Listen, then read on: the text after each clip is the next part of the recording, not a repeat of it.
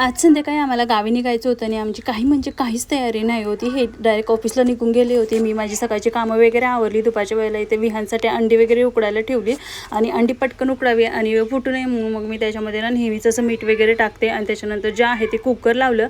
आता फ्रीजमध्ये ना 8 दिवसाची साय साठली होती, तर त्याचं मग म्हटलं की चला थोडंसं काय होईल ना, जेवढं इथे तितकं तूप बनवून घ्यायचं. म्हणून मग मी इथं तूप वगैरे बनवून घेतलं आणि त्याच्यानंतर जे आहे ते मी इथं कढायला ठेवलं.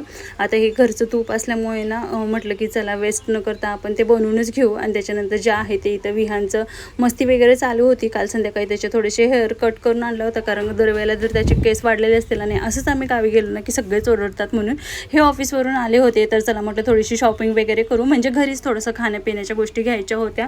सो ऐन टायमाला आमची अशी धावपळ चालली होती. हे आल्यावर पटकन मग मी रेडी वगैरे झाले आणि त्याच्यानंतर जे आहे ते आम्ही डीमार्टला जायसाठी निघालो. आता इथं आलं ना की अजिबात गर्दी नव्हती, कारण वीकडेजमध्ये होता. मग पटपट जे आम्हाला सगळं साहित्य लागतं सो ते घेतलं आणि त्यामध्येच विहांचं मध्ये लुडबुड चालू होती. घरी येऊन मस्त जेवण वगैरे केलं आणि त्याच्यानंतर जे आहे ते आम्ही दोघांनी मिळून मस्त बॅग वगैरे भरल्या. आणि हे ना कॅब बुक करत होते, पण जवळचंच डिस्टन्स असल्यामुळे अजिबात एकही कॅब किंवा रिक्षा जी आहे ती बुक होत नव्हती. कोणाला तर रिक्वेस्ट करून मग जे आहे ते आम्ही स्टॉपला सोडायला लावलं आणि त्याच्यानंतर जे आहे ती आमची ट्रॅव्हल्स बरोबर 12ला आली होती. चला भेटू नेक्स्ट मिनी ब्लॉगमध्ये, तोपर्यंत बाय.